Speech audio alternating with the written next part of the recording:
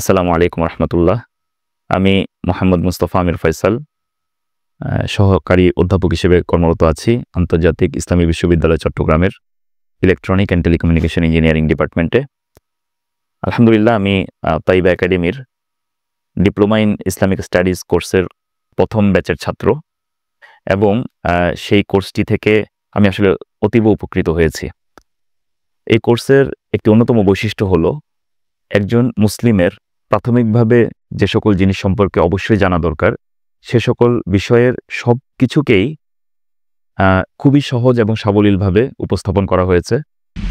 এবং এটি বুঝতে যারা একদম নতুন ইসলাম সম্পর্কে জানছেন বা একদম প্রথম দিকে ইসলাম সম্পর্কে জানার চেষ্টা করছেন, তাদের জন্য এটি আমি বলে থাকি বাংলা ভাষায় হয়তোবা সর্বশ্রেষ্ঠ কোর্স।